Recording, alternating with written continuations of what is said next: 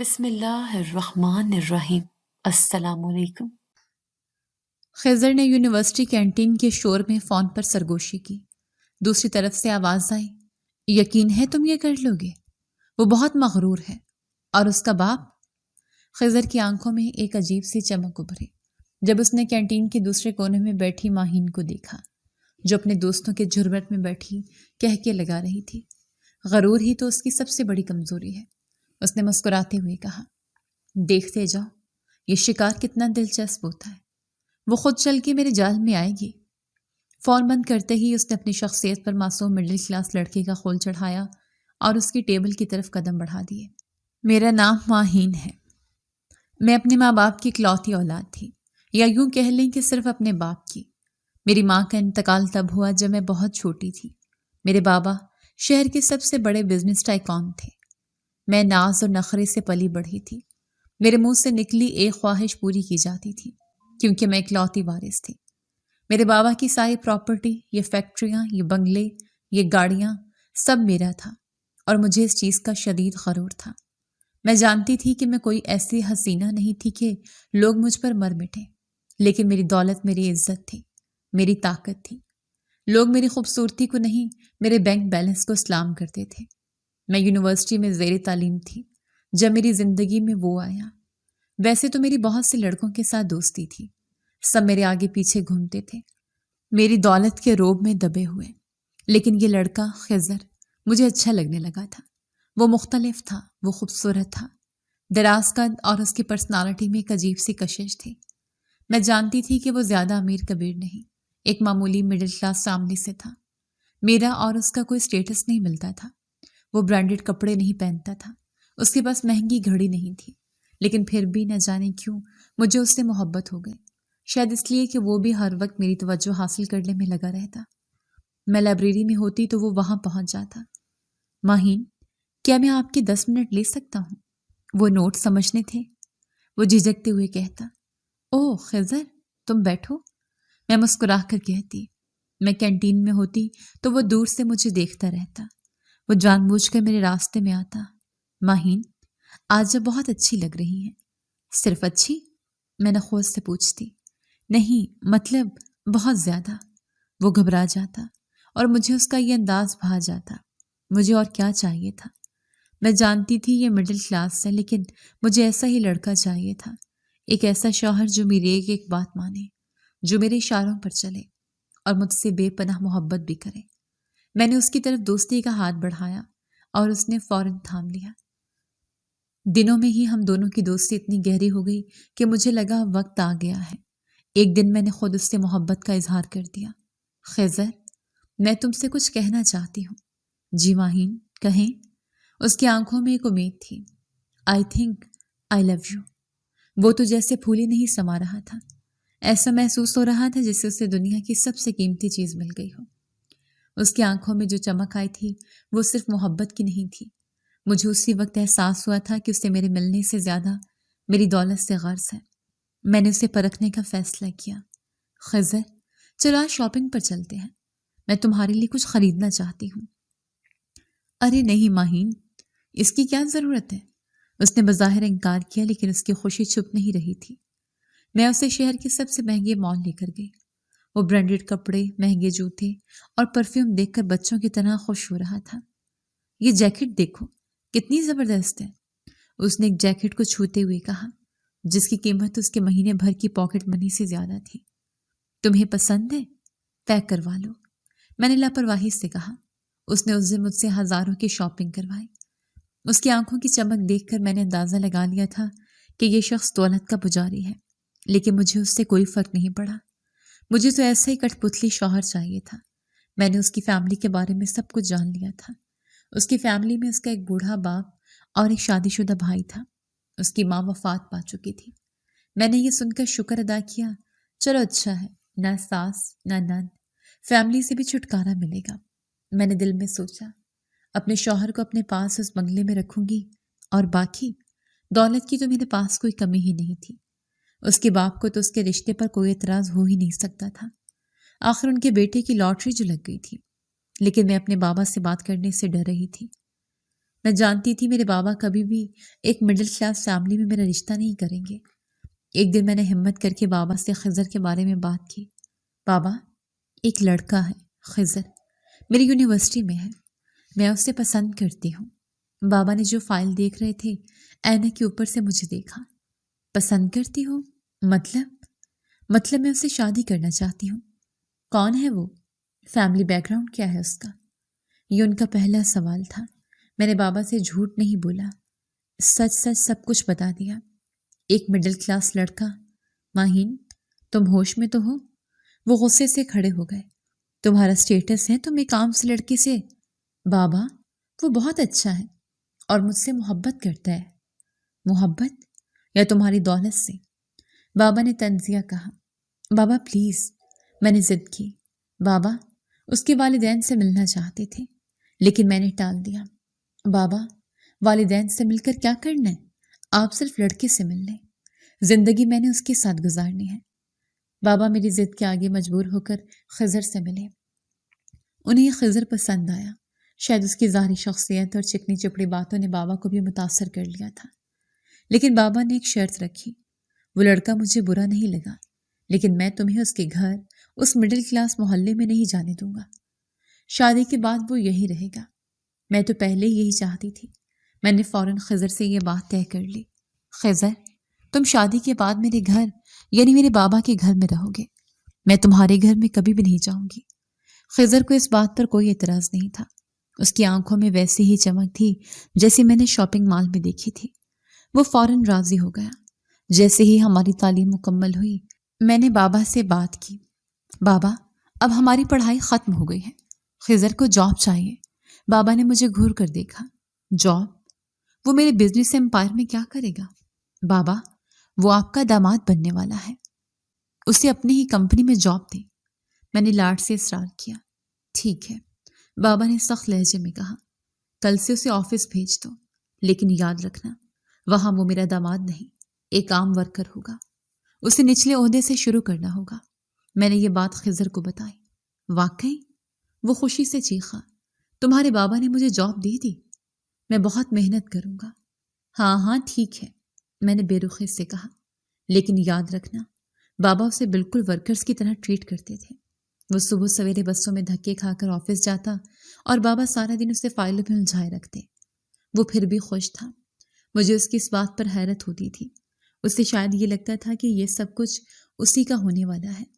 ایک شام وہ تھکا ہارا گھر آیا۔ ماہین، بہت تھک گیا ہوں، بسوں میں سفر کرنا عذاب ہے۔ تو میں کیا کروں؟ میں نے کندھے اچکائے۔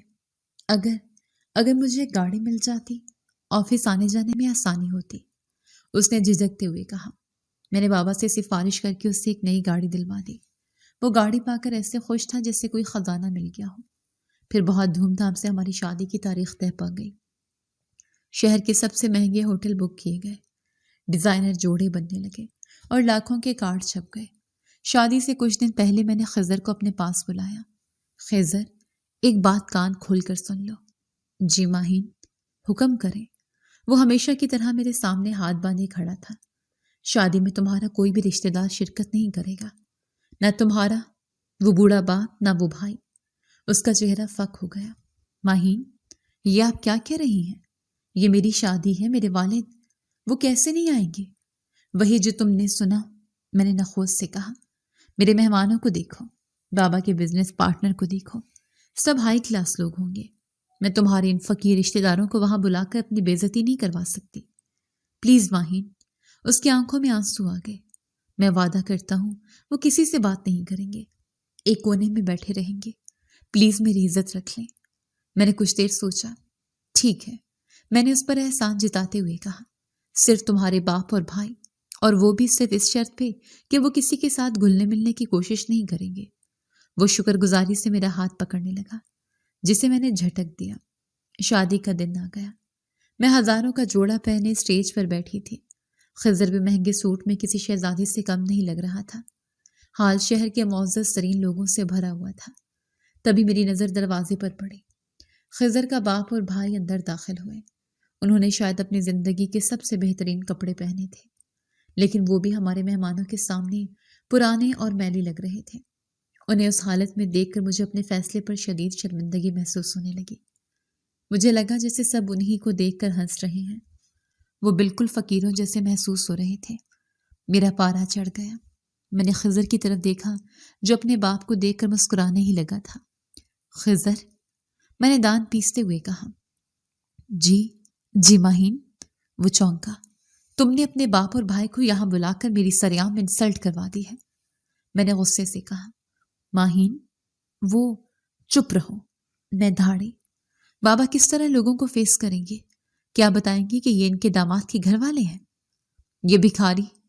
خضر خاموشی سے سر جھکا کر بیٹھ گیا۔ اس کا چہرہ سفید پڑ گیا تھا۔ اب سنو میرا حکم۔ میں نے اسے حکم دیا۔ تم یہاں سے اٹھ کر ان سے ملنے نہیں جاؤ گے، نہ ہی انہیں کوئی لفٹ کرواؤ گے۔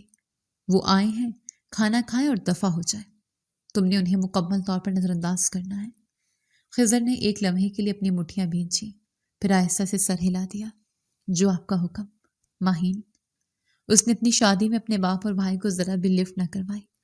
وہ بیچارگی سے دور ایک میز پر بیٹھے اپنے بیٹے کو سٹیج پر دیکھتے رہے، لیکن خضر نے ایک بار بھی ان کی طرف نظر اٹھا کر نہ دیکھا۔ وہ میری ایک بات کا پابند تھا۔ تھوڑی دیر بعد اس کا بھائی اپنے بوڑھے باپ کو سہارا دے کر ہال سے باہر آ گیا۔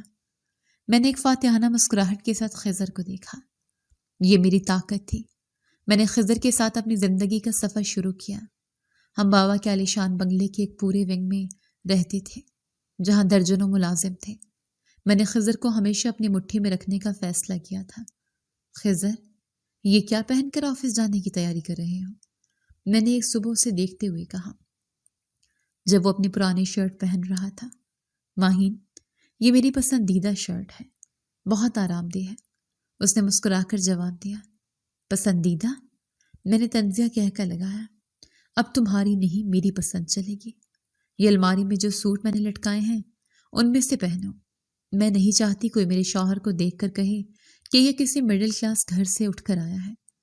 خضر کا چہرہ اتر گیا، لیکن اس نے چپ چاپ وہی سوٹ پہن لیا جو میں نے منتخب کیا تھا۔ میں صرف اس کے لباس پر ہی نہیں رکی، میں اسے ہر وقت اس کی کلاس یاد دلاتی رہتی تھی۔ آج بابا کہہ رہے تھے تم نے میٹنگ میں ایک بھی لفظ نہیں بولا۔ میں رات کے کھانے پر اس سے پوچھتی، ماہین، وہ سب بڑے لوگ تھے، میں کیا کہتا؟ وہ نظریں جھکا کر کہتا، بڑے لوگ؟ اور تم کیا ہو؟ یاد رکھو، تم وہاں صرف ایک ورکر ہو۔ اگر میں تمہاری پشت پر نہ ہوتی تو تم وہاں چپڑاسی لگنے کے قابل بھی نہیں تھے۔ وہ خاموشی سے کھانا کھاتا رہتا۔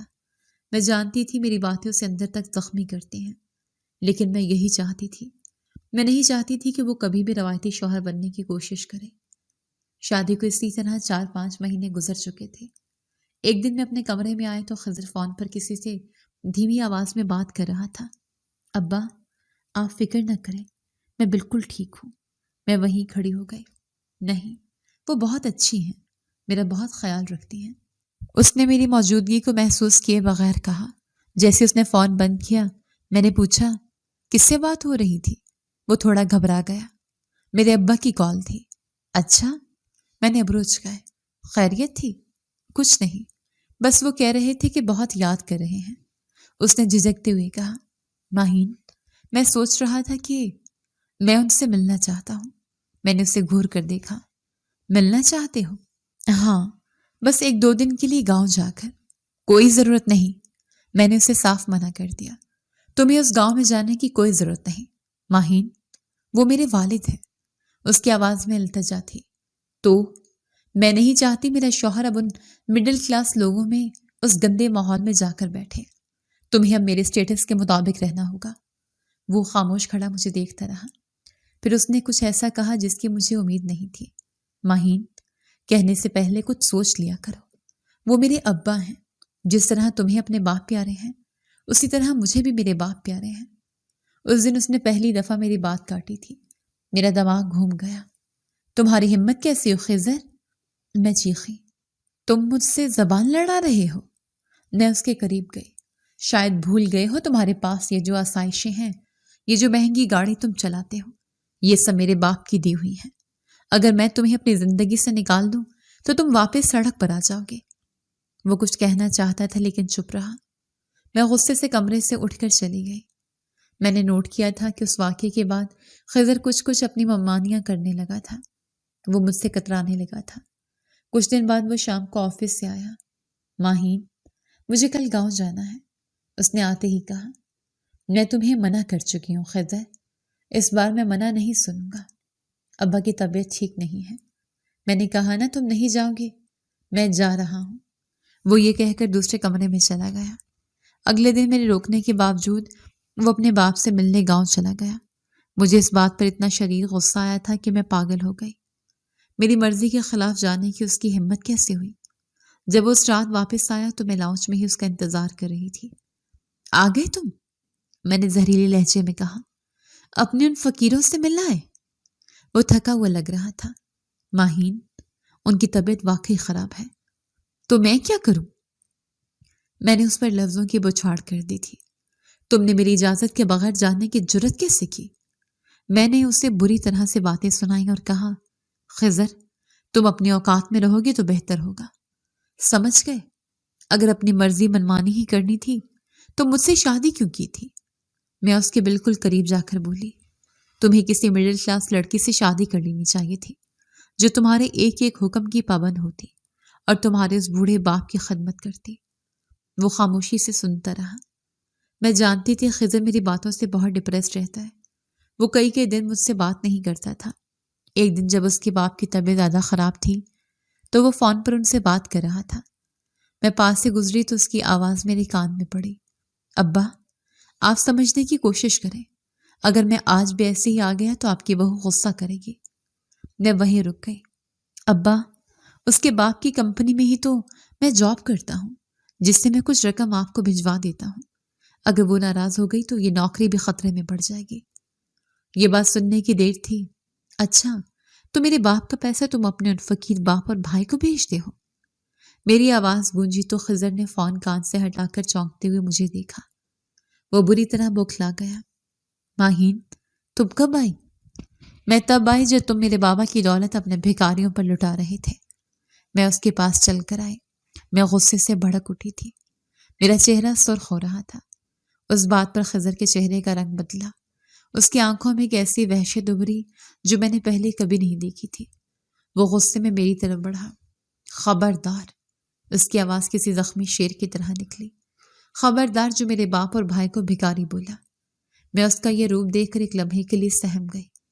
ہم غریب ضرور ہیں لیکن بھکاری نہیں۔ وہ دھاڑا، میں محنت کرتا ہوں سارا دن، تیرے باپ کی کمپنی میں خون پسینہ ایک کرتا ہوں، تب جا کر مجھے میری تنخواہ ملتی ہے۔ وہ میری محنت کا پیسہ ہے، تمہارے باپ کی بھیک نہیں جو تم مجھ پر احسان جتلا رہی ہو۔ اچھا، تو یہ بات ہے۔ میں نے خود کو سنبھالا۔ میرا غرور میرے خوف پر حاوی آ گیا۔ تمہاری تنخواہ؟ بہت گھمنڈ ہے نا اپنی اس نوکری پر۔ ابھی میں بابا سے بات کرتی ہوں، انہیں بتاتی ہوں کہ ان کا داماد انہی کے پیسوں پر عیاشی کر کے اپنے گھر والوں کو پال رہا ہے۔ دیکھتی ہوں کل سے تم اس کمپنی میں قدم بھی کیسے رکھتے ہو، پھر بھیجتے رہنا اپنی محنت کا پیسہ۔ یہ سننا تھا کہ خضر کا سارا غصہ، ساری اکڑ ہوا میں تحلیل ہو گئی۔ اس کا چہرہ جو غصے سے سرخ تھا ایک دم پھک پڑ گیا۔ ماہین، اس کے لہجے میں وہی پرانے مدافعت تھی۔ میرا وہ مطلب نہیں تھا۔ تو پھر کیا مطلب تھا؟ میں نے فاتحانہ انداز میں پوچھا۔ وہ بس غصے میں میرے منہ سے نکل گیا۔ تم جانتی ہو میں تم سے کتنی محبت کرتا ہوں۔ اس نے آگے بڑھ کر میرا ہاتھ پکڑنا چاہا۔ دور رہو مجھ سے، میں نے اس کا ہاتھ جھٹک دیا۔ اب ڈر لگ رہا ہے نوکری جانے سے؟ ڈر نہیں ماہین، اس نے التجا کی، میں تمہیں کھونا نہیں چاہتا۔ اور ابا، وہ سچ میں بیمار ہے، تھوڑی سی مدد کی ضرورت ہے ان کو۔ وہ میرے قدموں میں بیٹھنے والے انداز میں بولا۔ میں وعدہ کرتا ہوں آج کے بعد میری مرضی کے خلاف کچھ نہیں ہوگا۔ جو تم کہو گی بالکل ویسا ہی ہوگا۔ بس پلیز بابا سے کچھ مت کہنا۔ میری نوکری ٹھیک ہے، میں نے اسے بات کاٹتے ہوئے کہا۔ اس بار میں تمہیں معاف کر رہی ہوں، لیکن یاد رکھنا اگلی بار اگر تمہاری زبان تمہاری اوقات سے باہر نکلی تو میں یہ نوکری اور یہ رشتہ دونوں ختم کر دوں گی۔ میں خوش ہو گئی تھی۔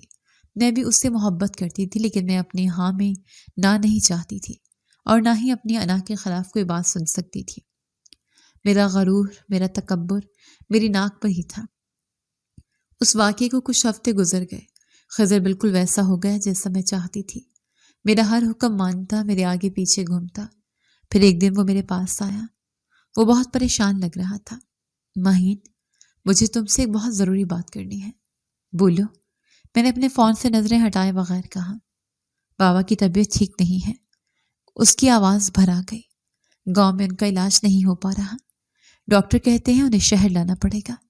تو میں نے لاپرواہی سے کہا، میں ڈاکٹر ہوں ماہین، میں ان کا علاج کروانے کے لیے انہیں شہر لانا چاہتا ہوں۔ اس بار میں نے فون سے نظریں ہٹا کر اسے گھورا۔ شہر؟ یہاں؟ اس گھر میں؟ ہاں، یہی۔ بالکل نہیں، میں نے صاف انکار کر دیا۔ سن لیا تم نے؟ ماہین، خدا کا واسطہ، وہ بہت بیمار ہے، میرے باپ ہیں، میں انہیں اس حالت میں اکیلا کیسے چھوڑ دوں؟ دیکھو خضر، میں اٹھ کر اس کے سامنے کھڑی ہو گئی۔ میں نے پہلے بھی کہا تھا، مجھے ان مڈل کلاس گندے لوگوں سے الرجی ہے۔ میں اپنے سالیشان گھر میں کسی بیمار بوڑھے کو برداشت نہیں کروں گی۔ میرا سٹیٹس ہے، میری دوستیں آتی ہیں، وہ کیا سوچیں گی؟ ماہین، تم اتنی بے حس کیسے ہو سکتی ہو؟ اس کی آنکھوں میں آنسو تھے۔ میں ایسی ہی ہوں۔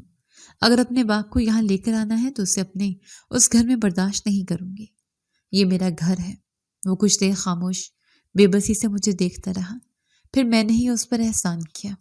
ہاں، ایک طریقہ ہے۔ بابا کے وہ پرانے کمپنی فلیٹس خالی پڑے ہیں، میں ڈرائیور سے کہہ کر ایک فلیٹ کھلوا دیتی ہوں، تم انہیں وہاں رکھ سکتے ہو۔ ایک فلیٹ میں؟ اس کی آواز میں درد تھا۔ وہاں وہ اکیلے کیوں؟ میں نے چڑھ کر کہا، ایک ہیلپر رکھ لو ان کے لیے، اور تم ہو نا، صبح شام جا کر ان کی خدمت کرایا کرنا۔ وہ اس بات کے لیے راضی ہو گیا، لیکن لگ رہا تھا کہ وہ اندر سے ٹوٹ گیا ہے۔ اس نے اپنے باپ کو شہر بلا لیا اور ایک ہیلپر کے ساتھ اسے اس چھوٹے سے کوارٹر میں چھوڑ دیا۔ میں نے ان کی شکل تک دیکھنا گوارا نہیں کیا۔ وہ صبح آفس جانے سے پہلے اور شام کو واپس آ کر اپنے باپ سے ملنے جاتا۔ کچھ ہی دنوں کے بعد میں نے گھر میں ایک شاندار دعوت کا اہتمام کیا۔ یہ وہ سالانہ دعوت تھی جو ہر سال ہمارے ہاں ہوا کرتی تھی۔ اس میں بابا کے بہت سے بڑے بڑے بزنس مین دوست، میری تمام امیر اور فیشنیبل سہیلیاں اور میری امی کی کچھ دوستیں تھیں جو امی کی موت کے بعد بھی ہمارے گھر آتی جاتی تھیں۔ سب کے سب امیر کبیر اور ہائی سوسائٹی کے لوگ تھے۔ میں سارا دن تیاریوں میں لگی رہی۔ ہر چیز بہترین ہونی چاہیے۔ دیکھو، یہ پھول یہاں ٹھیک نہیں لگ رہے، انہیں کونے میں رکھو۔ میں ملازموں کو ہدایت دے رہی تھی جب خضر میرے پاس آیا۔ ماہین، تم مصروف ہو؟ ظاہر ہے میں مصروف ہوں، میں نے چڑھ کر کہا۔ کیا تمہیں نظر نہیں آ رہا؟ بولو کیا کام ہے؟ وہ میں کہہ رہا تھا، آج رات دعوت ہے، اس نے جھجکتے ہوئے کہا۔ تو میں سوچ رہا تھا کہ ابا کو بھی آج رات یہاں لے آؤں۔ میرا ہاتھ جو گلدان سجا رہا تھا وہی رک گیا۔ میں نے گھوم کر اسے ایسی نظروں سے دیکھا جیسے اس نے کوئی کفر بک دیا ہو۔ کیا کہا تم نے؟ اپنے باپ کو یہاں اس دعوت میں؟ ماہین، وہ اس فلیٹ میں بالکل اکیلے ہوتے ہیں، بہت اداس رہتے ہیں۔ آج اتنی رونق ہوگی، وہ بھی دیکھ لیں گے تو۔ پاگل ہو گئے ہو خضر؟ میں چیخی۔ تمہارا دماغ ٹھیک ہے؟ تم چاہتے ہو میں اپنی ان ہائی کلاس مہمانوں کے سامنے تمہارے اس بوڑھے بیمار باپ کی نمائش لگاؤں؟ نمائش کیوں ماہین؟ وہ میرے والد ہیں۔ اس کی آواز میں التجا تھی۔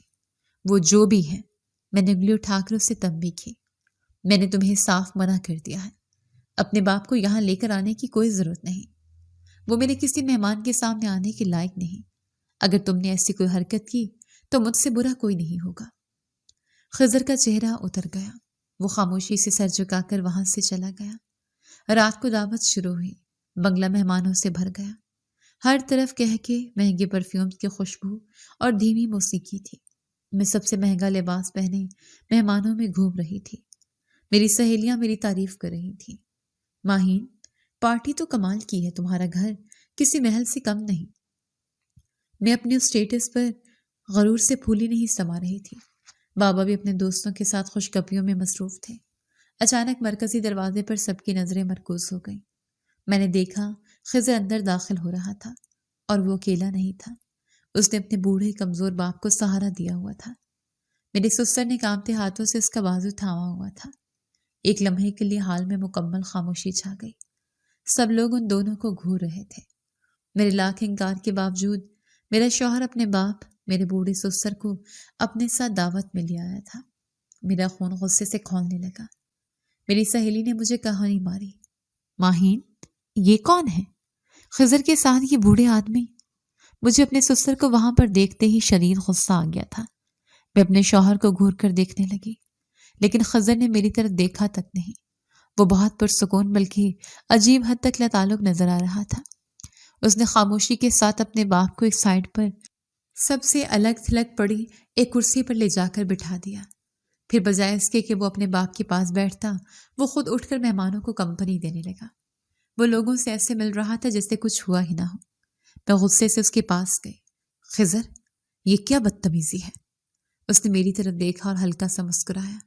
ماہین وہ میرے والد ہیں، پریشان مت ہو، وہ کسی کو تنگ نہیں کریں گے، اب مجھے مہمانوں کو دیکھنا ہے۔ یہ کہہ کر وہ مجھے وہیں چھوڑ کر چلا گیا۔ میں غصے سے کانپ رہی تھی۔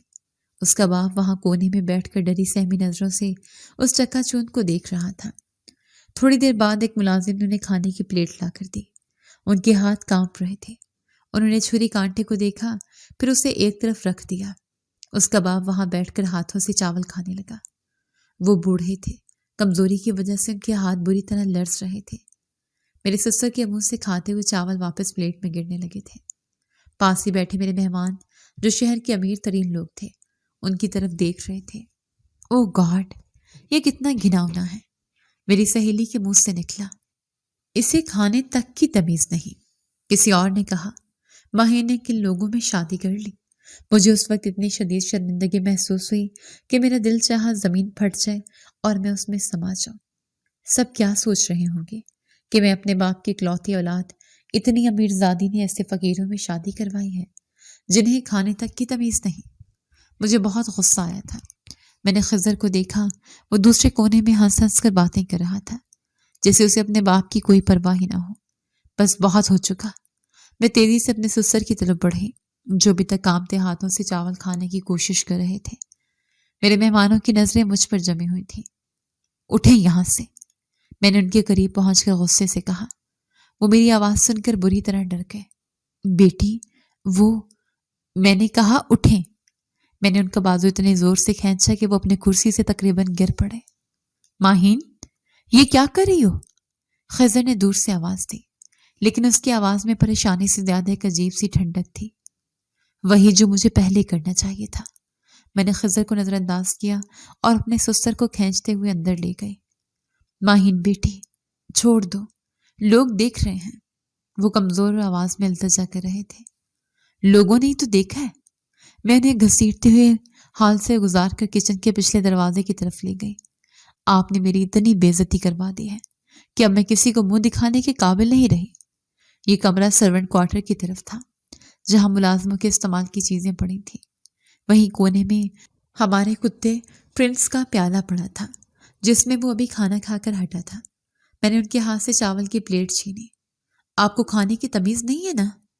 مہذب لوگوں کی طرح آپ کھا نہیں سکتے۔ میں نے وہ پلیٹ لی اور اس میں موجود سارے چاول اس کتے والے پیالے میں الٹ دیے۔ پھر میں نے وہ پیالہ اٹھا کر ان کے سامنے زمین پر رکھا۔ تو تم میں اور کتے کے کھانے میں کوئی فرق نہیں، یہ لو اب کھاؤ اس میں۔ میرے بوڑھے سسر کی آنکھوں میں آنسو تیرنے لگے۔ وہ اس پیالے کو اور پھر مجھے دیکھ رہے تھے۔ بیٹی، ان کی آواز ٹوٹ رہی تھی، یہ تو کتے والا برتن ہے، ابھی کتا بیٹھا اس میں کھا رہا تھا، میں اس میں کیسے کھا لوں؟ کھائیں اس میں چیخی۔ آپ بھی تو باہر کتے کی طرح ہی کھا رہے تھے۔ میرے مہمانوں کے سامنے بیٹھ کر چاول گرا کر میری بے عزتی کروا دی۔ آپ کی اوقات اسی پیالے میں کھانے والی ہے۔ میں نے انہیں دھکا دے کر نیچے بٹھایا۔ یہاں بیٹھ کر کھائیں، جیسے پہلے ہی کھا رہے تھے ویسے ہی کھائیں، کوئی منع نہیں کرے گا۔ میرا بوڑھا سسر کچھ نہ بول سکا۔ اس نے ایک نظر اس خالص پیالے کو دیکھا، پھر اس نے آسمان کی طرف دیکھ کر رونا شروع کر دیا۔ ان کی آنکھوں سے آنسو بہ رہے تھے، لیکن ان کے منہ سے کوئی بد دعا یا کوئی لفظ نہیں نکلا۔ وہ بس خاموشی سے رو رہے تھے۔ عین اسی وقت میرا شوہر خضر بھی پیچھے آ گیا تھا۔ وہ دروازے پر کھڑا سب کچھ دیکھ رہا تھا۔ میں نے اسے دیکھا اور تنفر سے مسکرائی کہ دیکھو یہ ہے تمہارا باپ۔ یہ دیکھتے ہوئے اس کی آنکھوں میں آنسو تھے۔ خضر کی آنکھوں سے آنسو بہہ رہے تھے، لیکن وہ خاموش کھڑا تھا۔ وہ ایک قدم بھی آگے نہیں بڑھا۔ بیٹا، خضر، دیکھو۔ میرے سسر نے اسے دیکھ کر التجا کی۔ میں نے خضر کو للکارا۔ دیکھ رہے ہو، یہ ہے تمہارے باپ کی اوقات۔ اب کیوں کھڑے ہو؟ بولو کچھ۔ لیکن وہ درمیان میں کچھ نہ بول سکا۔ وہ جانتا تھا کہ اگر وہ کچھ بولا تو اب کی بار میں اسے نہیں بخشوں گی۔ بولو نا خضر۔ میں اس کے پاس گئی۔ اپنے باپ کی حمایت کرو، لیکن یاد رکھنا، اگر تم نے ایک لفظ بھی کہا تو میں تمہیں اسی وقت اس نوکری سے بھی نکلوا دوں گی، اور یہ ساری دولت، یہ جائیداد سب تمہارے ہاتھ سے جاتی رہے گی۔ پھر سڑک پر بیٹھ کر اپنے باپ کے ساتھ بھیک مانگنا۔ خضر نے اپنی گیلی آنکھوں سے مجھے دیکھا۔ اس نے اپنی مٹھیاں بھینچ لیں۔ اس کے آنسو اس کے گالوں پر بہہ رہے تھے، لیکن اس کے چہرے پر کوئی تاثر نہیں تھا۔ پھر اس نے اپنے باپ کی طرف دیکھا جو ابھی تک رو رہے تھے۔ ابا، اس نے ایک سرد اور سپاٹ آواز میں کہا۔ چلے۔ اس نے نہ اپنے باپ کو دفاع کیا، نہ مجھ سے جھگڑا کیا۔ اس نے بس اپنے باپ کو بازو سے پکڑا اور انہیں اٹھایا۔ میں نہیں جانتی تھی کہ آسمان کی طرف دیکھتے سستر کی آنکھوں سے جو آنسو نکلے تھے، ان کی ایک ایک بوند میری زندگی کی بنیادیں ہلانے والی تھی۔ میرا شوہر تھوڑی ہی دیر کے بعد میرے سسر کو اس کے گھر یعنی اس فلیٹ میں چھوڑ آیا تھا۔ جب وہ واپس آیا تو وہ بہت افسردہ تھا، لیکن اس نے مجھ سے کوئی بات نہیں کی۔ مجھے اس کی پریشان ہونے سے کوئی فرق نہیں پڑتا تھا۔ میں اپنی فتح پر خوش تھی۔ اگلی صبح میں بہت سکون سے بیدار ہوئی۔ خضر میرے جاگنے سے پہلے ہی آفس کے لیے جا چکا تھا، یا شاید وہ رات کو اس کمرے میں آیا ہی نہیں تھا۔ مجھے اس سے کوئی فرق نہیں پڑتا تھا۔ میں نے کل رات اسے اور اس کے باپ کو ان کی اوقات یاد دلا دی تھی۔ کچھ ہی دیر میں میری دوستیں آ گئیں۔ ہم میری نئی اسپورٹس کار میں گھومنے پھرنے نکل گئے۔ گاڑی میری سہیلی ڈرائیو کر رہی تھی اور میں پچھلے سیٹ پر بیٹھی تھی۔ فل میوزک چلا کر گاڑی ڈرائیو کرتے ہوئے ہم خوب ہلہ گلہ کر رہی تھیں۔ ماہین، سچ بتاؤں، کل تم نے اس بوڑھے آدمی کے ساتھ بہت برا کیا۔ میری ایک دوست نے کہا۔ برا؟ میں نے کہکا لگایا۔ میں نے بالکل ٹھیک کیا۔ اس کی ہمت کیسے ہوئی میری اجازت کیے بغیر میری پارٹی میں آنے کی؟ اور خضر کی بھی ہمت نہیں ہوئی کہ مجھ سے اس بارے میں کوئی بات کرے۔ میں نے سب کو ان کی اوقات دکھا دی ہے۔ میں زور زور سے ہنس رہی تھی۔ میوزک کی آواز کان پھاڑ رہی تھی۔ اب دیکھنا، وہ بوڑھا آدمی دوبارہ کبھی اس گھر کی طرف۔ میری بات مکمل بھی نہیں ہوئی تھی کہ اچانک سے گاڑی ایک بڑے ٹرک سے جا ٹکرائی۔ ایک کان پھاڑ دینے والا دھماکہ ہوا۔ چیخیں بلند ہوئیں، شیشے ٹوٹنے کی آواز آئی، اور پھر میری آنکھوں کے سامنے مکمل اندھیرا چھا گیا۔ مجھے جیسے ہی ہوش آیا، میں نے خود کو ایک ہسپتال کے کمرے میں پایا۔ ہر طرف سفید چادریں تھیں۔ میرے بابا میرے بستر کے پاس کھڑے رو رہے تھے۔ بابا، میری آواز بمشکل نکلی۔ کیا ہوا؟ میری بچی، بابا نے روتے ہوئے میرا ماتھا چوما۔ مجھے اپنے جسم میں ناقابل برداشت درد محسوس ہو رہا تھا۔ میں نے اٹھنے کی کوشش کی، لیکن میں ہل نہیں سکتی تھی۔ میں ہل کیوں نہیں سکتی؟ میں نے گھبرا کر پوچھا۔ مجھے میری ٹانگیں محسوس کیوں نہیں ہو رہی؟ اتنے میں ڈاکٹر کمرے میں داخل ہوا۔ ڈاکٹر؟ میں چیخی۔ مجھے کیا ہوا؟ ڈاکٹر نے سنجیدگی سے مجھے دیکھا۔ مسز ماہین، ایکسیڈنٹ بہت شدید تھا۔ آپ کے دوست جو ڈرائیو کر رہی تھی، اسے بھی کافی چوٹیں آئی ہیں۔ میری ٹانگوں کو کیا ہوا ہے؟ میں نے پھر سے چیخ کر پوچھا۔ دیکھیے، آپ کی کمر کی ہڈی بری طرح ٹوٹ چکی ہے۔ یہ سن کر میرا دل ڈوب گیا۔ اور میری ٹانگیں؟ ڈاکٹر نے گہری سانس لی۔ ہمیں بہت افسوس ہے۔ آپ کی ایک ٹانگ بچانے کی ہم نے بہت کوشش کی، لیکن وہ بری طرح کچلی گئی تھی اور انفیکشن پھیلنے کا خطرہ تھا۔ ہمیں آپ کی ایک ٹانگ کاٹنی پڑی۔ نہیں، میں وحشت سے چلائی۔ نہیں، یہ جھوٹ ہے، ایسا نہیں ہو سکتا۔ اور ایک اور تشویشناک بات ہے، ڈاکٹر نے جھجکتے ہوئے کہا۔ نہیں ڈاکٹر، پلیز میری بیٹی کو اور کچھ مت بتاؤ۔ بابا نے ہاتھ جوڑ دیے۔ کیا بات ہے؟ مجھے بتاؤ۔ میں نے ڈاکٹر کا بازو پکڑنے کی کوشش کی، لیکن میرے ہاتھ بھی ٹھیک سے کام نہیں کر رہے تھے۔ ایکسیڈنٹ کی وجہ سے آپ کے اندرونی اعضاء کو شدید نقصان پہنچا ہے۔ آپ اب کبھی ماں نہیں بن سکتی ہیں۔ یہ آخری جملہ تھا۔ مجھے جیسی ہوش آیا اور جب مجھے یہ سب کچھ معلوم ہوا تو میں ٹوٹ کر بکھری تھی۔ ایک ٹانگ کٹ گئی، کمر کی ہڈی ٹوٹ گئی، کبھی ماں نہیں بن سکتی۔ میرے باپ کا شیرازہ بکھرا تھا۔ وہ زمین پر بیٹھ کر دھاڑے مار کر رونے لگے۔ اس کی ساری دولت جائیداد، اس کا کوئی وارث نہیں آنے والا تھا، اور جو اس کی ایک وارث تھی وہ بیڈ پر بے یار و مددگار پڑی تھی۔ میں سکتے میں تھی۔ میرا سارا غرور، سارا تکبر ایک ہی لمحے میں خاک میں مل گیا۔ اسی وقت خضر کمرے میں داخل ہوا۔ اس نے مجھے دیکھا، پھر میرے روتے ہوئے باپ کو دیکھا۔ اس کا چہرہ بالکل سپاٹ تھا۔ خضر، میں نے اسے دیکھ کر روتے ہوئے کہا، دیکھو میں برباد ہو گئی، سب کچھ ختم ہو گیا۔ خضر خاموشی سے میرے بستر کے پاس آ کر کھڑا ہو گیا۔ تم کچھ کہتے کیوں نہیں؟ میں نے التجا کی۔ تمہیں افسوس نہیں ہو رہا؟ افسوس؟ اس نے ایک ٹھنڈی آواز میں کہا۔ خضر، بابا نے اسے غصے سے دیکھا۔ کل رات، خضر نے بابا کو نظر انداز کرتے ہوئے مجھ سے کہا، کل رات تم نے میرے بابا کو کتے کے پیالے میں کھانا دیا تھا۔ وہ آسمان کی طرف دیکھ کر رو رہے تھے۔ تو میری آواز کانپ گئی۔ تو کیا؟ یہ اس کی بد دعا ہے؟ خضر نے مجھے غور سے دیکھا۔ میں نہیں جانتا یہ بد دعا ہے یا قدرت کا انصاف، لیکن تم نے انہیں ان کے پیروں پہ کھڑے ہو کر ذلیل کیا تھا۔ آج تم خود اپنے پیروں پر کھڑی نہیں ہو سکتی۔ تم نے انہیں کھانے کے لیے ترسایا تھا، اب تم خود ہر نوالے کے لیے دوسروں کے محتاج ہوگی۔ تم نے میرا وارث چھیننے کی دھمکی دی تھی، آج خدا نے تم سے ماں بننے کا حق ہی چھین لیا ہے۔ نہیں، چپ ہو جاؤ، میں چیخی۔ یہ سب اس بوڑھے کی وجہ سے ہوا ہے۔ نہیں ماہین، خضر نے سکون سے کہا، یہ سب تمہارے غرور کی وجہ سے ہوا ہے۔ وہ مڑا اور کمرے سے باہر چلا گیا۔ میں صرف چیختی رہ گئی۔ اس سچائی کو قبول کرنے سے قاصر تھی کہ میرے سسر کے آنسوں نے میرا طوفان برپا کر دیا تھا۔ ہسپتال کے اس سفید کمرے میں میری دنیا تاریک ہو چکی تھی۔ میری چیخیں میرے حلق میں ہی گھٹ کر رہ گئی تھی۔ بابا، میرے بابا ڈاکٹروں کے سامنے ہاتھ جوڑ رہے تھے۔ ڈاکٹر، میری بیٹی کو ٹھیک کر دے، میں اپنی ساری دولت آپ کے قدموں میں ڈال دوں گا۔ دیکھیے مسٹر انور، ہم نے جو کرنا تھا کر دیا، اب سب کچھ اللہ کے ہاتھ میں ہے۔ آپ ہمت رکھیں۔ ہمت؟ بابا نے ایک زخمی نظر مجھ پر ڈالی۔ یہ میری ہمت ہی ہے، یہ میری اکلوتی اولاد ہے، یہ میری سلطنت کی وارث ہے۔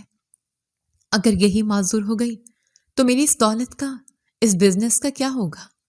میں برباد ہو جاؤں گا۔ وہ صدمے کی حالت میں فون پر چیخنے لگے۔ میں نے کہا نا، دنیا کے سب سے بڑے سرجنز کو بلاؤ، جرمنی سے، امریکہ سے، جہاں سے بھی ملے۔ میری بیٹی کو دوبارہ چلنا چاہیے۔ وہ ہسپتال کی لابی میں بھاگ رہے تھے، نرسوں پر چیخ رہے تھے، ڈاکٹروں کو دھمکیاں دے رہے تھے۔ ان کا غرور ان کی بیٹی کی معذوری کو قبول کرنے کو تیار نہیں تھا۔ بابا، میں بیڈ سے چیخی، بابا میری ٹانگیں واپس نہیں آئیں گی، میں کبھی ماں نہیں بن سکوں گی۔ چپ رہو، وہ مجھ پر دھاڑے، ایسا کچھ نہیں ہوگا، میں تمہیں ٹھیک کرواؤں گا۔ وہ یہ کہتے ہوئے دیوار کا سہارا لینے لگے۔ ان کا سانس پھول رہا تھا۔ مسٹر انور، آپ کو آرام کی سخت ضرورت ہے، آپ کا بلڈ پریشر بہت ہائی ہے۔ نرس نے انہیں روکنے کی کوشش کی۔ میں کیسے آرام کروں؟ انہوں نے اپنا سینہ پکڑا۔ جب میری اکلوتی بیٹی، میری ساری زندگی، میری ساری محنت، اوہ، وہ وہیں زمین پر گر پڑے۔ بابا، میری چیخ پورے ہسپتال میں گونجی۔ ڈاکٹرز بھاگ کر آئے۔ خضر جو اب تک خاموشی سے کونے میں کھڑا ہر تماشا دیکھ رہا تھا، وہ بھی ان کی طرف لپکا۔ انکل آنکھیں کھولے۔ ڈاکٹر نے انہیں اسٹریچر پر ڈالا اور ایمرجنسی روم میں لے گئے۔ میرا باپ، میں بیڈ پر تڑپتی رہی۔ میرے بابا کو کچھ مت ہونے دینا، کوئی مجھے اٹھاؤ، مجھے ان کے پاس جانا ہے۔ لیکن میں ہل نہیں سکتی تھی۔ میرا جسم مفلوج تھا اور میری روح زخمی۔ آدھے گھنٹے بعد ڈاکٹر میرے کمرے میں آیا۔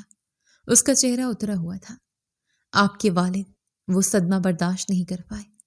کیا مطلب؟ میں کانپتی ہوئی آواز میں بولی۔ انہیں شدید ہارٹ اٹیک ہوا تھا، ہم انہیں نہیں بچا سکے۔ میرا باپ میرے صدمے میں ہی ہارٹ اٹیک سے اس دنیا سے چلا گیا۔ میں سکتے میں آ گئی۔ نہ میں روئی، نہ میں چیخی، میری آنکھیں پتھرا گئیں۔ ایک ہی دن میں میری ٹانگ، میری ممتا اور میرا باپ، سب کچھ چھن گیا۔ دن گزرتے رہے، مجھے ہسپتال سے گھر منتقل کر دیا گیا، اس عالیشان بنگلے میں جسے میں اپنی جنت سمجھتی تھی۔ اب میں قیدی بن چکی تھی۔ مجھے ویل چیئر پر بٹھا دیا گیا تھا، لیکن میں جانتی تھی مجھے سزا کس چیز کی ملی ہے۔ میں تنہائی میں پڑی چھت کو گھورتے ہوئے سوچتی رہتی۔ مجھے اپنا کیا گیا ایک ایک گناہ یاد آ رہا تھا۔ مجھے یاد آ رہا تھا کہ میں نے خضر کو اس کے اوقات کیسے یاد دلائی تھی۔ مجھے یاد آ رہا تھا کہ میں نے اس کے باپ اور بھائی کو اپنی شادی میں کتنا ذلیل کیا تھا، اور پھر میری آنکھوں کے سامنے وہ منظر گھوم جاتا، وہ کتے والا پیالہ، میرے سسر کے کامتے ہوئے ہاتھ، ان کی آنکھوں سے نکلتے وہ خاموش آنسو۔ آپ کی اوقات اسی پیالے میں کھانے والی ہے۔ میرے اپنے الفاظ میرے کانوں میں گونجتے، میں تڑپ اٹھتی۔ آہ! میں ویل چیئر پر بیٹھے چیختی، یوسی کی سزا ہے، یوسی بوڑھے کی آنسوں کی بد دعا ہے۔ میں نے انہیں ان کے پیروں پر کھڑے ہو کر ذلیل کیا تھا۔ آج میں خود اپنے پیروں پر کھڑی نہیں ہو سکتی تھی۔ میں نے انہیں کھانے کے لیے ذلیل کیا تھا۔ آج میں ہر نوالے کے لیے نرس کی محتاج تھی۔ میرا شوہر خضر اس حالت میں بھی مجھے چھوڑ کر نہیں گیا تھا، وہ اب بھی اس گھر میں موجود تھا۔ بابا کے مرنے کے بعد اس نے کمپنی کے گرتے ہوئے معاملات کو سنبھالنے کی کوشش شروع کر دی تھی۔ وہ مجھ سے بات نہیں کرتا تھا، لیکن وہ میری ضرورت کی ہر چیز کا خیال رکھتا تھا۔ ایک رات وہ میرے کمرے میں آیا۔ یہ تمہاری دوائیاں ہیں خضر، میری آواز نکلی۔ اس نے میری طرف دیکھا۔ اس کی آنکھوں میں نہ نفرت تھی نہ ہمدردی، بس ایک خالی پن تھا۔ تم یہاں کیوں ہو؟ میں نے پوچھا۔ تم مجھے چھوڑ کر کیوں نہیں چلے جاتے؟ میں تو اب تمہارے کسی کام کی نہیں رہی۔ وہ کچھ دیر خاموش رہا۔ ابا کہتے ہیں کہ جب کوئی گر جائے تو اسے ٹھوکر نہیں مارتے۔ تمہارے ابا؟ یہ سن کر میں پھوٹ پھوٹ کر رو پڑی۔ خضر، میں نے بہت ظلم کیا ہے، میں بہت گناہ گار ہوں۔ یہ تم نہیں، تمہارا غرور بولتا تھا۔ ماہین، نہیں خضر، یہ میں ہی تھی۔ میں نے روتے ہوئے کہا، مجھے سزا مل گئی ہے، مجھے میرے کیے کی سزا مل گئی۔ میرا باپ چلا گیا، میری ٹانگ چلی گئی، میری گود ہمیشہ خالی رہے گی۔ میں نے اس کے آگے ہاتھ جوڑنے کی کوشش کی، لیکن میرے ہاتھ بھی کانپ رہے تھے۔ میں نے اس سے گزارش کی کہ وہ اپنے باپ کو لائے اور میں اس سے معافی مانگنا چاہتی ہوں۔ خضر پلیز، ایک بار، صرف ایک بار اپنے ابا کو میرے پاس لے آؤ۔ خضر نے حیرت سے مجھے دیکھا۔ کیوں؟ میں ان سے معافی مانگنا چاہتی ہوں، میں ان کے پاؤں پکڑ کر معافی مانگوں گی۔ میں نے التجا کی، شاید وہ مجھے معاف کر دیں تو میرا عذاب کچھ کم ہو جائے۔ خضر نے گہری سانس لی۔ وہ بہت ٹوٹ گئے ہیں ماہین، خاص طور پر اس دن کے بعد۔ وہ گاؤں واپس چلے گئے ہیں، تو انہیں گاؤں سے لے آؤ، خدا کے لیے خضر انہیں لاؤ، مجھے ان سے معافی مانگنی ہے۔ خضر نے میری اس بے بسی کو دیکھا۔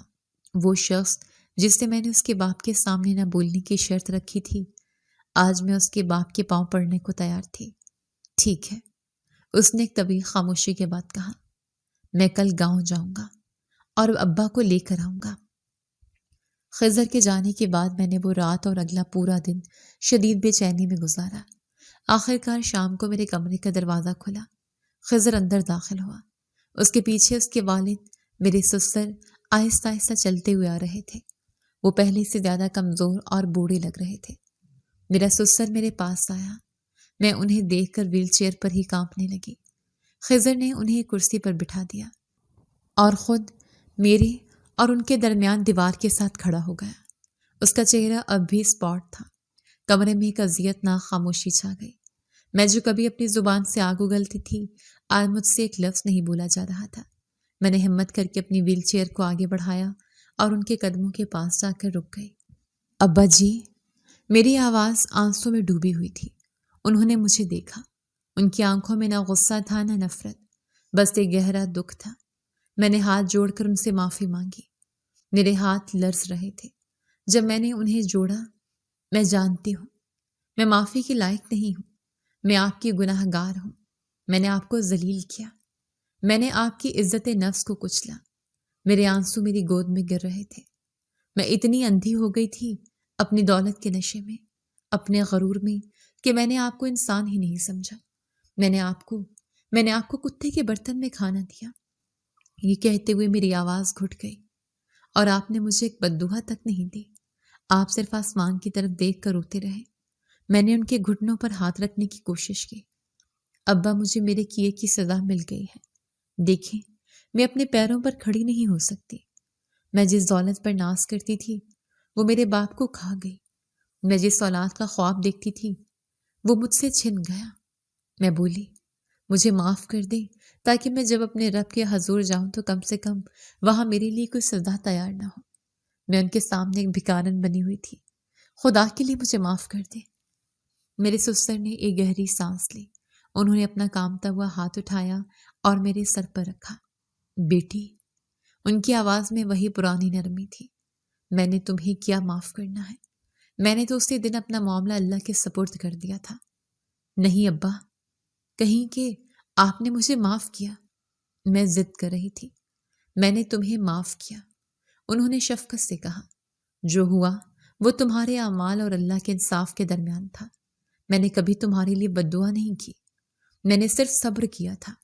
میرے سسر نے مجھے معاف کر دیا تھا۔ اللہ تمہارا حامی و ناصر ہو، وہ تم پر اپنا رحم کرے۔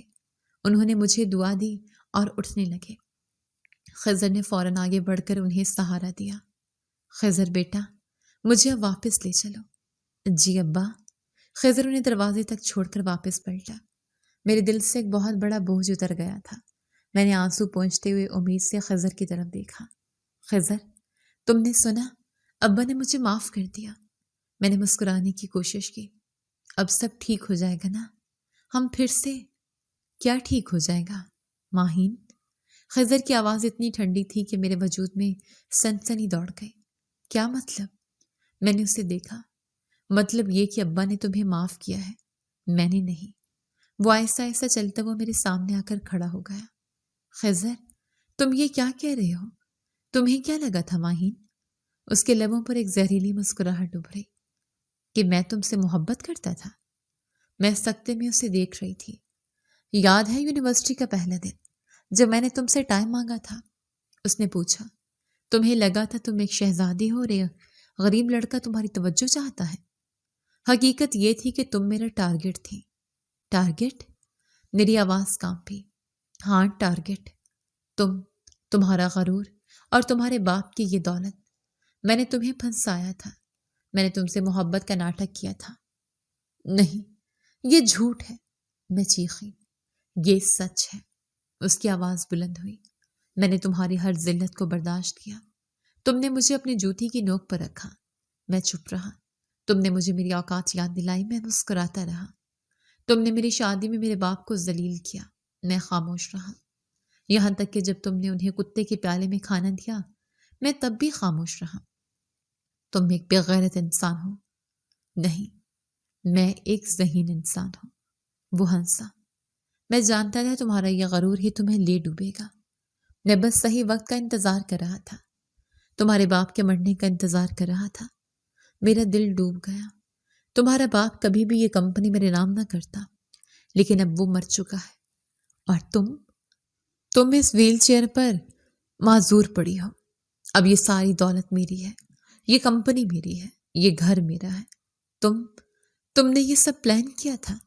میں نے تمہاری بربادی پلان کی تھی ماہین۔ یہ ایکسیڈنٹ تو بس قدرت کا ایک بونس تھا، وہ میرے بالکل قریب جھکا۔ ابا نے تمہیں معاف کر دیا کیونکہ وہ ایک نیک انسان ہے، لیکن میں نے تمہیں معاف نہیں کیا۔ تم میری محبت نہیں، میری سب سے بڑی نفرت ہو، اور اب تم اپنی باقی زندگی سی ویل چیئر پر میری نفرت کے سائے میں گزارو گی۔ اس نے سیدھے ہوتے ہوئے کہا، اور ہاں، مجھے بھی ایک خاندان کی ضرورت ہے، مجھے ایک وارث کی ضرورت ہے۔ یہ کہہ کر وہ کمرے سے باہر نکل گیا اور میں اپنے ہی بنائے ہوئے جہنم میں ہمیشہ کے لیے قید ہو گئی۔ خضر کے اس انکشاف کے بعد میں زندہ لاش بن گئی۔ میرا دماغ یہ تسلیم کرنے کو تیار نہیں تھا کہ جس شخص کو میں اپنی محبت سمجھتی رہی وہ ایک ناگ تھا جسے میں نے خود اپنے آستین میں پالا تھا۔ وہ میری محبت نہیں، میری دولت اور میرے غرور کا شکاری تھا۔ وقت گزرتا گیا، لیکن جو سزا میرے نصیب میں لکھی تھی وہ میں آج تک بھگت رہی ہوں۔ سالوں بیت گئے، میں آج بھی اسی بنگلے میں اسی ویل چیئر پر قید ہوں۔ میں چل پھر نہیں سکتی۔ خضر نے اپنا کہا سچ کر دکھایا۔ اس نے دوسری شادی کر لی۔ اس نے مجھے طلاق نہیں دی، بلکہ میری ہی چھت کے نیچے ایک دوسری عورت کو لے آیا۔ میرے شوہر نے دوسری شادی کر لی ہے اور اس سے اس کی اولاد بھی ہے۔ میں اپنے کمرے میں بیٹھی ان کے بچوں کے ہنسنے اور کھیلنے کی آوازیں سنتی ہوں، وہی آوازیں جن کے لیے میرے کان ترس گئے تھے، وہی ممتا جس سے میں ہمیشہ کے لیے محروم رہی۔ آپ سب سوچ رہے ہوں گے کہ خضر نے مجھے چھوڑ کیوں نہیں دیا، اس نے مجھے اس گھر سے نکالا کیوں نہیں؟ نہیں، اس نے ایسا نہیں کیا۔ وہ میرا آج بھی خیال رکھتا ہے۔ وہ روز شام کو میرے کمرے میں آتا ہے، نرس سے میری دوا اور میری صحت کے بارے میں پوچھتا ہے۔ ماہین، آج طبیعت کیسی ہے؟ وہ اسی اسپاٹ لہجے میں پوچھتا ہے۔ ویسی ہی ہے جیسے تم چھوڑ کر گئے تھے۔ میں کڑواہٹ سے جواب دیتی ہوں۔ کوئی چیز چاہیے ہو تو نرس کو بتا دینا۔ وہ یہ کہہ کر مڑ جاتا ہے اپنے نئے خاندان کے پاس، اپنی نئی بیوی کے پاس، جس کے ساتھ وہ ہنستا ہے، باتیں کرتا ہے۔ اس کا یہ خیال رکھنا بھی میری سزا کا ہی ایک حصہ ہے۔ اگر وہ مجھے چھوڑ دیتا تو شاید میں اپنی اس معذوری کو قسمت کا لکھا سمجھ کر قبول کر لیتی، لیکن اس نے مجھے اپنے سامنے رکھا ہے تاکہ میں ہر روز، ہر لمحہ اپنی بربادی اور اس کی جیت کا تماشا دیکھوں۔ وہ مجھے ہر روز یاد دلاتا ہے کہ میں جو کبھی اس ملک کی امیر ترین وارث تھی، آج اسی کے رحم و کرم پر ہوں۔ وہ میرا خیال اس لیے نہیں رکھتا کہ اسے مجھ سے ہمدردی ہے، بلکہ اس لیے کہ وہ اپنے بوڑھے باپ کو، جن کا انتقال ہو چکا ہے، یہ دکھا سکے کہ وہ ان کے کہنے پر ایک معذور بیوی کو بھی نبھا رہا ہے۔ اس نے اپنی نفرت کو فرض کا ایک خوبصورت نام دیا ہے۔ میں اکثر تنہائی میں بیٹھی سوچتی ہوں، میرے بابا جنہوں نے یہ ساری سلطنت کھڑی کی، وہ ایک صدمے سے مر گئے۔ میں جو اس سلطنت کی اکلوتی وارث تھی، ایک ٹانگ سے معذور اولاد سے محروم، اپنے ہی گھر میں ایک قیدی ہوں۔ اور خضر وہ مڈل کلاس لڑکا جسے میں اپنی جوتی کی نوک پر رکھتی تھی، آج وہ ان تمام فیکٹریوں کا، اس تمام دولت کا اور اس گھر کا مالک ہے۔ لیکن اب مجھے احساس ہوتا ہے کہ یہ دولت، روپیہ، پیسہ، ہر چیز نہیں۔ اگر اس دن میں نے دولت کے نشے میں اپنے سسر کی تذلیل نہ کی ہوتی، اگر میں نے غرور میں آ کر انہیں کتے کے پیالے میں کھانا نہ ڈالا ہوتا، تو شاید آج میری قسمت کچھ اور ہوتی۔ میرا ایکسیڈنٹ محض ایک حادثہ نہیں تھا، وہ میرے تکبر کا انجام تھا۔ خضر کا دھوکہ صرف اس کی چال نہیں تھی، وہ میرے اپنے کیے کا پھل تھا۔ میں نے ایک بوڑھے بے بس باپ کی عزت کو کچلا تھا، اور قدرت نے میری جوانی اور میری طاقت کو کچل کر رکھ دیا۔ سب سے بڑھ کر رشتے ہوتے ہیں، یا ہمارے بزرگ، جن کی زندگی میں ہم انہیں فراموش کرتے ہیں۔ آج میرے پاس دولت کے انبار ہے، لیکن میں ان سے اپنے لیے ایک قدم نہیں خرید سکتی۔ میرے پاس یہ عالی شان محل ہے، لیکن اس میں سکون نہیں۔ ان کی بد دعا ہمیں کہاں سے کہاں پہنچا دیتی ہے، اور ان کی ایک دعا ہمیں بلندیوں تک لے جاتی ہے۔ میرے سسر نے مجھے معاف کر دیا تھا، لیکن قدرت نے میرے گناہ کو معاف نہیں کیا۔ ان کی خاموش آنسوں نے میری دنیا الٹ کر رکھ دی ہے۔ اور خضر، جو اپنے باپ کی اس بے عزتی کا بدلہ لینا چاہتا تھا، اسے میری ہی دولت نے وہ طاقت دی کہ وہ مجھے یہ سزا دے سکے۔ میں آج بھی زندہ ہوں، لیکن ہر روز مرتی ہوں۔ یہ ہے میری سزا، جو شاید میری موت تک جاری رہے گی۔ جی تو دوستو، کیسی لگی آپ کو ہماری آج کی کہانی؟ اپنی رائے کا اظہار ہمارے کمنٹس باکس میں ضرور کیجیے گا، اور اگر آپ کو ہماری ویڈیو پسند آئی ہے تو کر لیجیے ہمارے چینل کو سبسکرائب، ویڈیو کو لائک اور بیل آئیکن لازمی پریس کر لیجیے، تاکہ ہر نئی آنے والی ویڈیو کا نوٹیفیکیشن آپ کو بر وقت موصول ہو سکے۔ ملتے ہیں ایسی ہی ایک سبق آموز کہانی کے ساتھ، تب تک کے لیے اللہ نگہبان۔